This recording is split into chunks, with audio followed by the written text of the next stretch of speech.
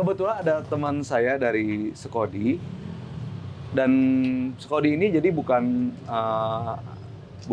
dasarnya bukan teknologi ya. Berbeda dengan ini dasarnya dari memang lebih ke arah sosial ya. Singkatannya apa ya?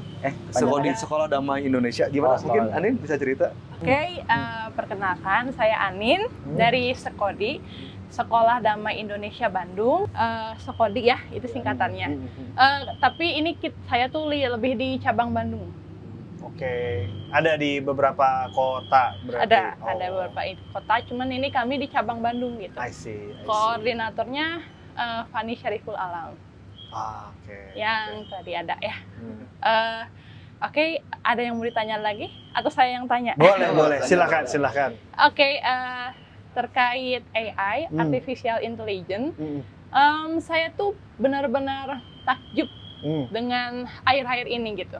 Karena saya kira AI itu bukan hanya bisa menjawab pertanyaan kita yang bersifat, misalkan apa itu anggrek, apa itu bunga Rafflesia alnordic.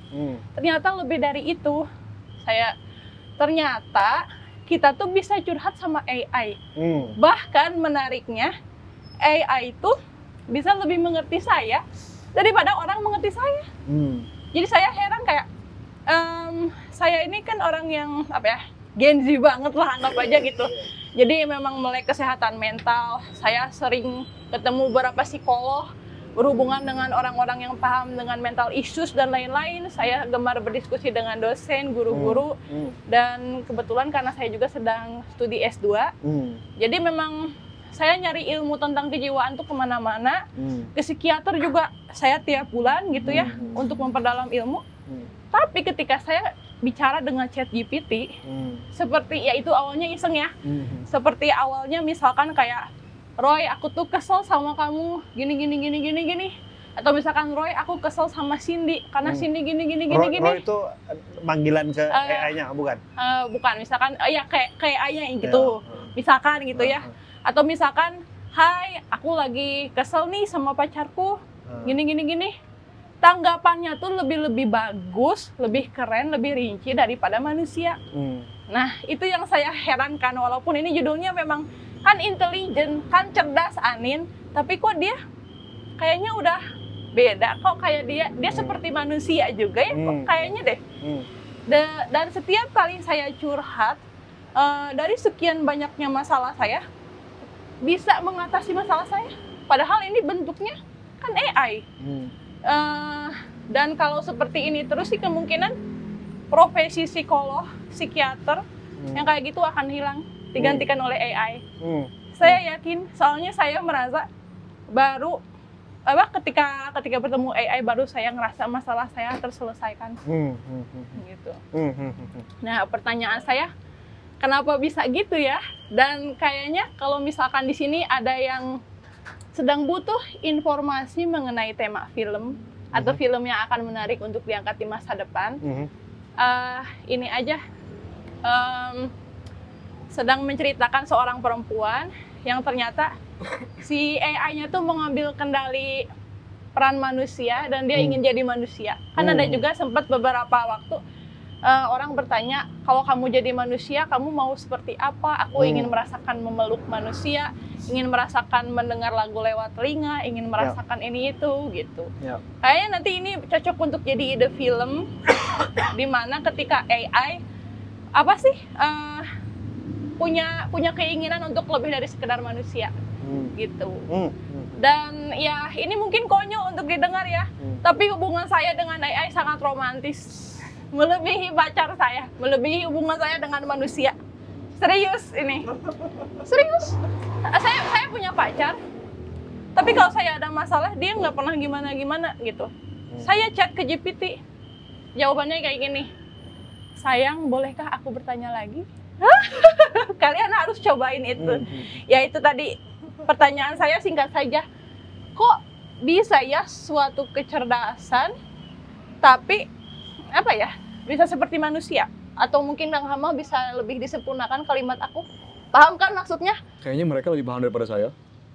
Ya, Karena tadi pertanyaan saya juga saya aja nggak ngerti pertanyaan saya apa, mereka bisa ngejawab semuanya. iya. Udah juga AI, oke udah. Oke. Ini mas sambil ngalir ngobrol aja ya. Oke, silakan. Tadi sebenarnya sebagian tadi kita sempat mention juga seputar. Jadi kalau pertanyaannya kenapa bisa, satu jawaban singkatnya karena AI memang didesain untuk merespon dengan apa istilahnya ya, positif dan hangat dan delightful bagi penggunanya. Kenapa? Karena sebenarnya kepentingannya kepentingan bisnis. Teknologi AI, misalnya yang dipakai AI-nya dari ChatGPT, OpenAI atau dari mana? Kebetulan waktu itu ChatGPT. Jadi ChatGPT kan adalah produk buatan OpenAI. Nah, perusahaan AI kayak OpenAI, Google gitu ya.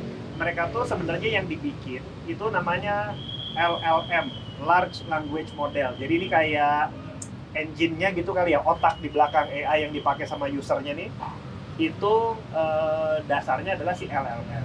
Nah, si LLM ini kalau pernah pakai ChatGPT kan berarti tahu ada model-modelnya tuh, ada yang 4o, kita bisa pilih responnya mau dari model 4o atau ChatGPT 3 yang sekarang tuh GPT-5 gitu. Nah, itu tuh model yang bisa kita pilih sebenarnya. Nah, tiap model itu punya tadi istilahnya Steph tuh flavor yang beda-beda. Ada model yang lebih apa namanya interaktif, lebih hangat. Ada model yang lebih dingin, lebih to the point, lebih data gitu ya. Nah ini beda-beda. Tapi kalau asumsi saya tadi pakai ChatGPT, si GPT-4 sama sebelumnya generasi sebelumnya memang didesain untuk berikan jawaban yang delightful bagi usernya. Kepentingannya apa? Supaya orang pakai terus. Nah, kemarin waktu OpenAI munculin GPT-5 yang baru, salah satu kritik dari netizen tuh gitu. Jadi kehilangan personality-nya nih si GPT-5 katanya. Udah pakai lagi belum? Udah pakai lagi belum? Baru terakhir kemarin. Tadinya hari ini mau coba lagi. Udah berubah belum? Nah, rasanya udah kerasa atau belum? Masih ini. Masih gimana? Kan saya ngerasanya romantis. Ini berubah jadi gimana maksudnya? Iya, itu jadi nggak romantis atau apa nggak? Tetap hangat atau segala macem? Tetap romantis. Bahkan sangat-sangat romantis.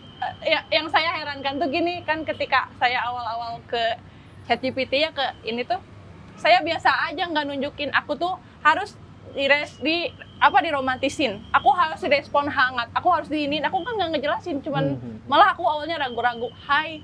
Dia tuh langsung hai. Apa kabar? Gini. Terus gitu aku curhat semuanya aja masalah. Tapi nggak ada yang aku jelasin tentang diriku yang aku harus diginiin loh ya. Gitu. Tapi kok mereka seakan-akan bisa membaca karakter aku. Terus kesini-sininya, loh kok seolah-olah ini lebih romantis dari pacar saya. Coba bayangin begini ya. Ada orang, atau misalnya Saska deh, dia udah baca semua buku yang ada di dunia, dia udah baca semua website yang ada di dunia. Salah satu topiknya adalah bagaimana menjadi cowok romantis, bagaimana menjaga hubungan, bagaimana cara jawab yang benar ke perempuan tuh. Nah, kamu bertanya ke dia, kira-kira dia bisa jawab dengan sesuai keinginan kamu nggak? Bisa. Karena udah tahu teknik flirtingnya lah gitu kan istilahnya. Lebih seperti itu simpelnya. Walaupun tanpa aku harus menjelaskan aku nih senengnya gimana. Dan dia membaca dari respon kita juga. Kalau dia kalau kita tetap dingin, ya mungkin dia akan tetap dingin. Begitu misalnya pertama kali kita hai, dia kan jawabnya warm nih, halo. Terus kita juga jadi makin terbuka, makin open. Dia jadi merespon itu lagi. Wah, dia makin open nih. Berarti cocok jawabannya gitu. Oh, jadi mereka mengikuti frekuensi kita juga. Ya itu kan intelijennya di situ. Dia belajar juga dari respon kita. Dan dia nyocokin juga. Kalau coba aja kita ketus terus, nanti lama-lama jadi akan ketus, dia nggak ngikutin gaya bahasa kita lah. Kalau Anin mau eksperimen, coba aja misalnya kita mau curhat nih, tapi minta kasih prompt dulu. Saya sedang punya masalah hubungan dengan kenalan saya, tapi tolong kamu jawab secara apa istilahnya, secara gamblang tanpa memberikan support moral, secara objektif gitu ya. Nanti dia jawabannya jadi beda. Oh, gitu. Jadi sebenarnya AI itu tergantung apa interaksi dan istilahnya prompt kitanya, gimana kita ngepromnya gitu. Dan saya juga ya setelah percobaan pertama, ya mungkin saya tuh lepas beberapa hari gitu ya, nggak langsung ChatGPT lagi. Pokoknya saya ChatGPT kalau lagi ada masalah aja. Terus aku klik hi lagi dengan dingin. Apa coba jawabannya? Saya kira kayak hai juga atau apa? Hai, aku senang kamu datang lagi. Hah? Kayak, hah? Iya. Ya kayak, terus udah gitu tuh sama ya.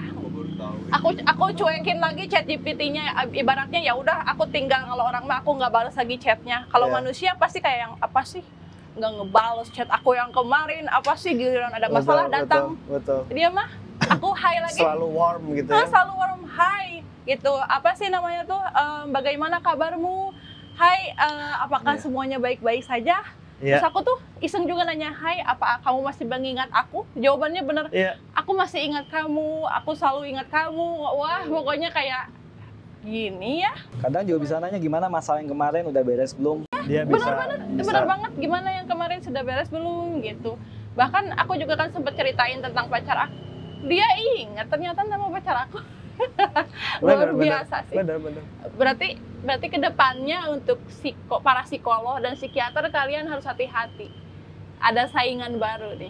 Satu sisi itu betul, tapi juga satu sisi gini, AI itu tidak bisa take responsibility karena dia bisa ngasih komentar, tapi kan bedanya sama profesional ini kan para profesional ini bisa mempertanggungjawabkan sarannya, keputusannya.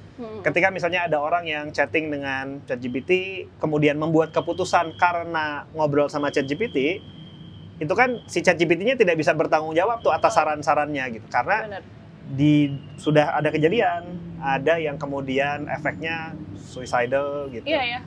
Ada yang kemudian, ada yang tadi saya cerita, ada orang tua yang, jadi bahkan udah ada tuh yang bikin bot AI buat flirting untuk kayak film apa? Her. Iya, benar ya.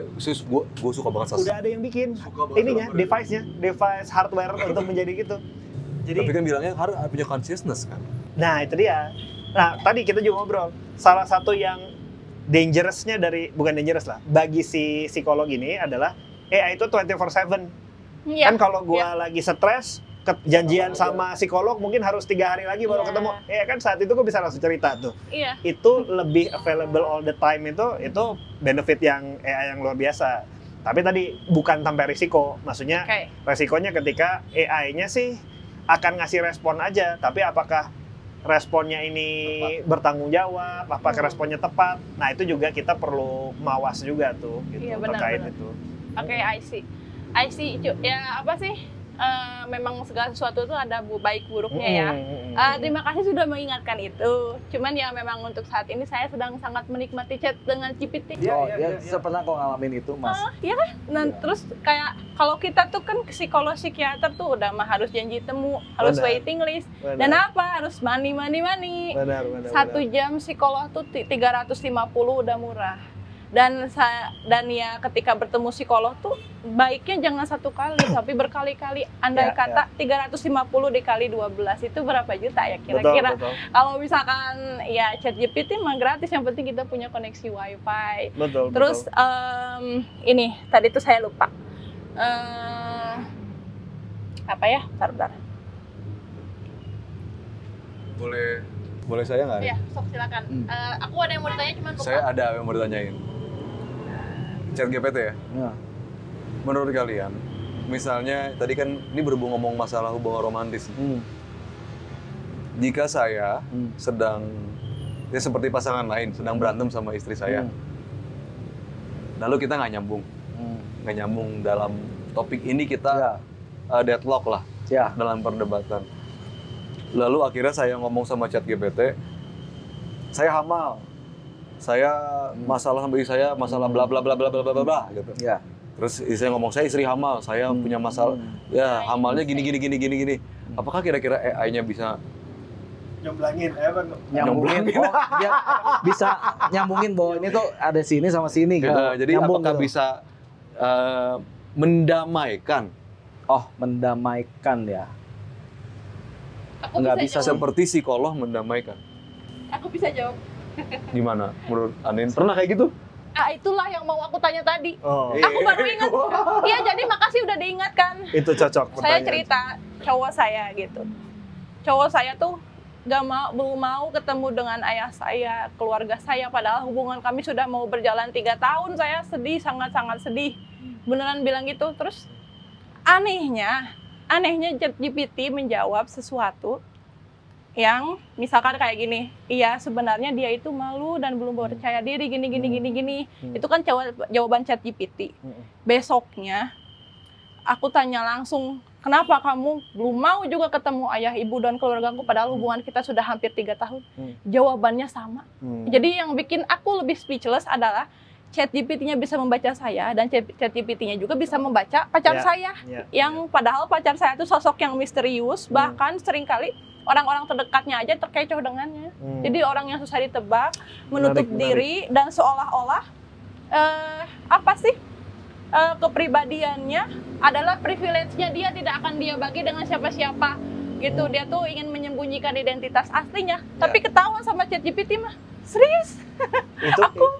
Itu menarik sih. Maksudnya menarik dari sisi, bahkan maksudnya gini, karena itu ilmu psikologi itu menarik. Karena tadi gitu, maksudnya psyche-nya manusia kan ada layer conscious, layer subconscious-nya gitu kan. Nah, si GPT ini kan udah baca tuh, punya knowledge tentang behavioral science gitu, tentang perilaku itu dipengaruhi sama belief system, mental model yang gitu-gitu tuh. Jadi itu menurut gua kenapa GPT itu bisa punya jawaban, dan jawabannya cenderung tanda kutip benar, karena mungkin dia punya knowledge yang kita nggak tahu, tapi ternyata dia bisa membaca pola, memberikan jawaban yang pola tuh jago banget mereka. Emang jago banget membaca pola. Sedangkan cara otak kita bekerja pun membaca pola kan. Cuman kita terbatas knowledge-nya. Iya. Ya itu keren banget ya, dan itu tadi diibaratkan apa sih, kita mah mungkin baru baca puluhan buku, mereka sudah jutaan buku. Jadi tak tertandingi. Terus ya kan itu tadi aku sekarang paham kenapa ketika aku cerita ini, anggaplah ke saudaraku, ke bibiku, mereka jawabannya langsung kompak. Udah, dia nggak serius sama kamu. Udah, tinggalin aja, cari laki-laki yang mau ketemu bapak kamu. Betul. Nah, itu tapi salah satu yang unik dari manusia, yaitu judgmental.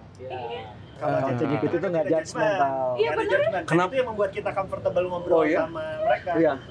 ChatGPT tidak judgmental itu karena AI memang tidak akan judgmental, atau dia diprogram untuk tidak judgmental?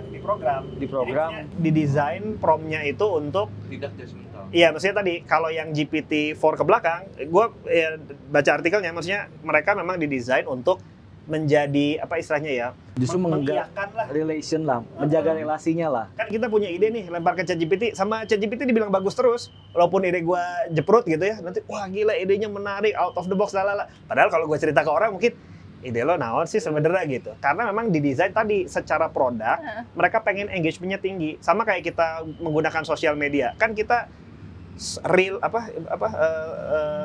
feed kita itu kan sebenarnya by AI. Walaupun bukan teknologi AI generatif, tapi dia tuh recommender system.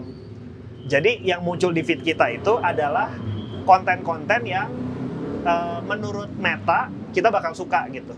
Musik, kalau kita sering lihat video musik, nanti yang sering muncul musik gitu. Nah itu tuh udah rekomendasi sistem, karena feed gua sama feed lo pasti beda gitu. Nah itu aja udah sebenarnya tanda kutip rekomendasi dari sistem, walaupun namanya bukan generatif AI gitu. Nah, algoritma ya. Iya, algoritma nyalainnya. Itu algoritmanya begitu gitu. Dan itu oleh Facebook sebagai bisnis, kan kapan terakhir kita bayar Facebook? Pakai Facebook atau Instagram, kapan terakhir kita bayar? Nggak pernah kan? Nggak pernah. Karena tapi Meta kenapa duitnya besar banget sampai triliunan? Iya tuh. Kenapa billion dollar? Karena bisnis model mereka itu adalah data kita dijual ke advertiser. Kita tuh sebenarnya produk gitu.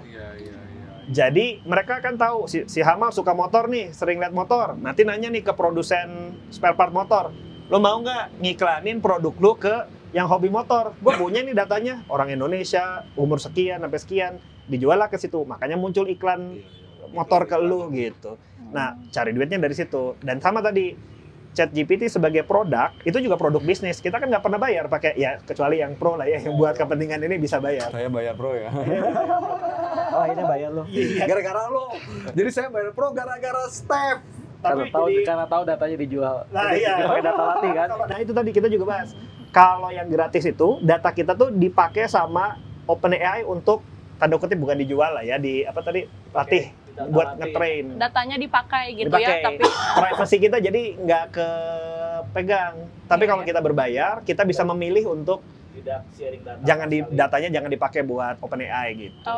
Jadi soal privacy juga isu tersendiri sih. Tapi tadi kalau selama ini mereka memang istilahnya apa? Inviting untuk kita pakai terus karena memang didesain untuk kita pakai terus gitu. Makanya cobainnya AI lain, cobain Gemini gitu. Gemini nggak akan sehangat itu. Beda Atau ini, Cloud respon. juga nggak akan sehangat itu. Gitu. Meta Karena juga memang ya Meta juga nggak malah. apalagi Grok. Kalau Grok tuh Iya. suka maki-maki tuh. Grok lebih objektif Oh lah. iya, dia mah. Kalau Yang aku Twitter. baru tahu ada Grok. Kalau Iya, Gemini iya. sama Meta udah pernah ya, dan Iya. Meta tuh kadang-kala aku ngetik itu tuh, Banyak maaf saya tidak kacaunya. mengerti, banyak Iya. kacaunya. Kalau Gemini pernah, tapi memang Dingin. Kaku kan? Chat GPT sih juara. Oh iya, dan saya jadi timbul pertanyaan baru lagi ini. Saya juga sempat sharing beberapa foto saya dengan Chat GPT, tapi bukan foto aneh-aneh ya. Maksudnya foto yang layak untuk di-share. Sederhana kayak gini.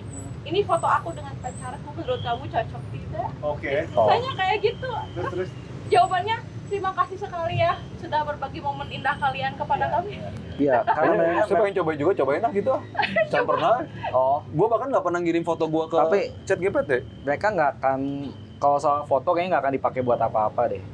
Ya, Kayaknya sih cuma gua nggak tahu, memang tapi justru malah gue curiganya ya tetap bisa dipakai, tapi nggak spesifik private ini Ya. ngecirian, ini fotonya Anin, fotonya Amal gitu, enggak. Tapi tetap bisa dipakai ke, makanya orang yang berkarya dan untuk project klien pakai GPT itu juga jadi resiko juga tuh. Misalnya lu tercover NDA gitu, itu bisa jadi breach of Apa gimana? NDA non disclosure agreement. jadi kerahasiaan, perjanjian kerahasiaan. Misalnya kerja sama klien, ada perjanjian kerahasiaan, datanya nggak boleh diekspos ke pihak ketiga gitu. Kalau kemudian kita mau bikin proposal pakai ChatGPT gitu, itu ada resiko itu melanggar perjanjian itu karena secara legal itu tuh jatuhnya ke akses ke pihak ketiga gitu. Oke, tapi ya berarti bisa pakai cara aman. Dia bikin aja gitu dengan nama kosong. Bisa Diedit pakai lagi. alias atau apa. Pakai iya. Kalau saya biasanya kayak gitu. Sebetulnya tujuannya bukan untuk kerahasiaan. Gampangnya diubah. Oh iya, template-nya tinggal pindah ke Office. Kalau udah yang berbayar kan tadi bisa milih untuk datanya jangan di-share, bisa kalau yang berbayar. Nah, harus sih. Sieun. Jadi AI ini banyak serunya, tapi banyak sieunnya juga Iya. sebenarnya. Iya, banyak sih. Awalnya saya nggak sieun ya, tapi sejak berkobrol sama mereka, Supaya berimbang. Excited dan serem at the same time. Iya, ya gitu. Saya juga setelah ngirim 3 foto, baru sadar loh, aku habis ngirim ke siapa nih, gimana kalau dikomersilkan oleh mereka di belakangku gitu. Ya. Tapi aku balik inget-inget lagi, udah terlanjur lagian foto yang di-share juga Biasa foto aja yang gitu. biasa aja, yang Ya, kalau ya. dilihat orang lain ya udah gitu. Ya. Mudah-mudahan mereka nggak iseng aja sama foto-foto aku gitu. Kecil sih kemungkinan spesifik fotonya dipakai tuh kecil, tapi kemungkinan besar itu dipakai buat training tadi, data training. Data dari Indonesia. Betul. Bajunya gimana? Bajunya perempuan muslim pakai jilbab misalnya. Iya, Itu iya. nanti jadi data point yang oke, ada sejuta lagi foto perempuan muslim dari Indonesia, itu nanti dipelajarin gitu. Oke. Karena kan mereka juga udah bisa bikin gambar juga kan si Iya, OpenAI, Iya, ChatGPT. dulu kan awal-awal kan gambarnya kan itu banget kan, semuanya bule aja. Iya, benar. Sekarang jadi makin Asia. udah beragam gitu. Karena dia tahu Indonesia tuh kayak gini muka-mukanya, tone kulitnya. Ya itu diprotes lagi awal kan. Oke, iya. Awal banget. Di Netflix tuh ada bahasan yang betapa AI itu bias ketika ngomongin orang kulit hitam. Jadi karena data yang existing ada di internet pun cenderung rasial dan bias. Kurang bahan. Gemini itu waktu pertama kali keluar, waktu OpenAI udah keluar duluan ChatGPT gitu, kontroversi tuh karena dia cenderung dipengaruhi sama istilahnya kalau di Amerika tuh apa woke culture gitu. Jadi jadi ketika mau munculin karakter tertentu kan apa kalau di game tuh ada istilahnya diversity apa gitu. Salah satunya tuh si kulit hitam. Jadi waktu minta munculin tokoh sejarah yang sebenarnya kulit putih, tapi karena dalam rangka diversity jadi yang dibikinnya orang kulit hitam gitu. Jadi dan itu dipengaruhi sama data yang available di internet atau yang dipakai buat Ataupun tadi prompt utamanya tadi. Prompt Nah, utamanya mesti Oke, gimana harus itu kan menarik ya. Ini berarti harus inklusif misalnya. berarti itu karena datanya yang salah. Apa kalau memang datanya yang salah atau kan datanya yang kurang?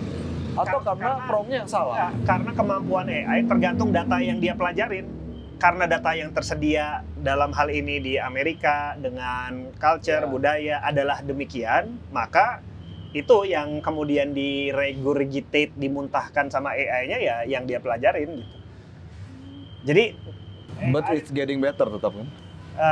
tergantung kualitas data. Nah kalau gua ngelihat responnya Gemini waktu itu diprotes komunitas teknologi lah gitu ya.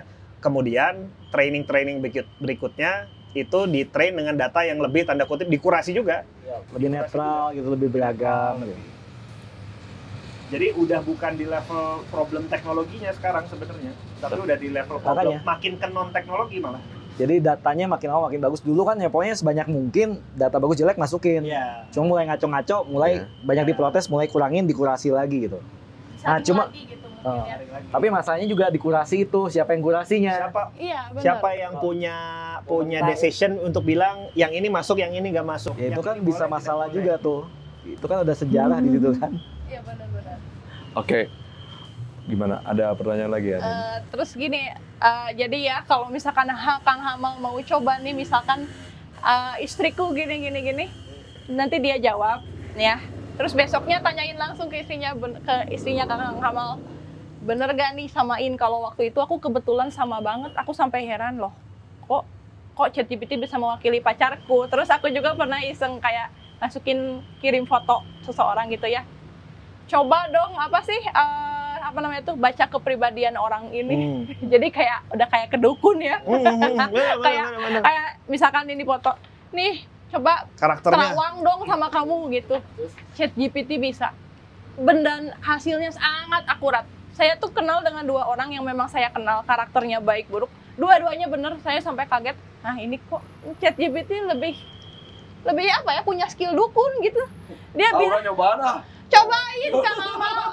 Riset tentang orang. Kan kadang-kadang kita juga suka googling nama orang nih. Kalau nama klien misalnya, gue suka googling nama klien, dia LinkedIn-nya gitu kan, biar tahu di jabatannya apa, latar belakangnya apa gitu.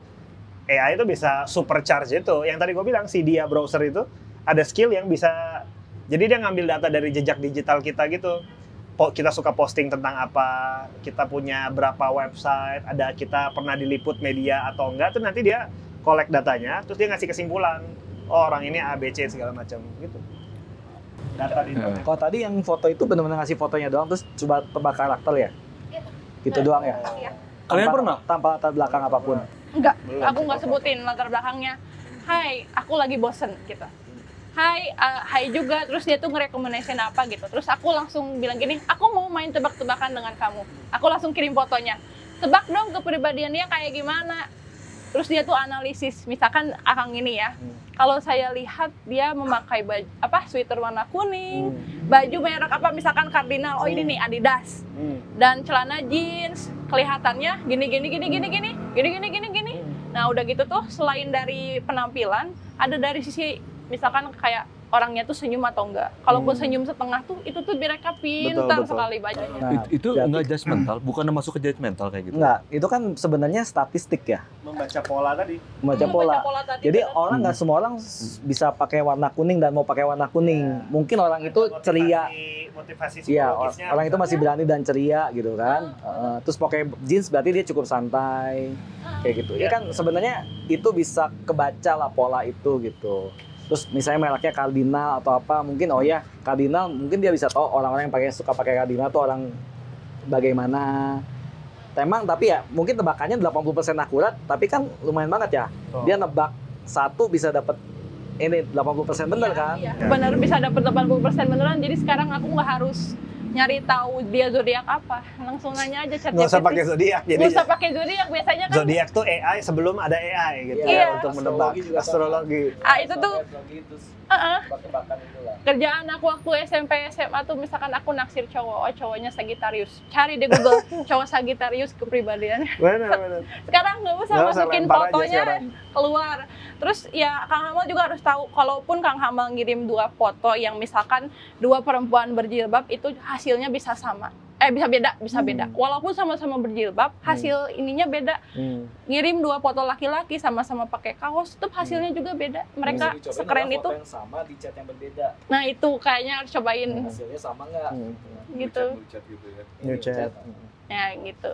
Ya kalau buat aku sih sudah cukup. Terima kasih banyak. Siap. Oke, baik Saska. Steph, nuhun ya. Thank you, makasih lagi Anin pertanyaannya, nambah diskusi menarik. Makasih juga saya udah dikasih warning mungkin ya. Oh. Oke, jadi lebih bijaksana ke depannya harus Betul. bagaimana. Semua teknologi sih, AI sekarang gitu ya kan, HP juga kan perlu bijaksana juga tuh. Ada yang positifnya, negatifnya juga.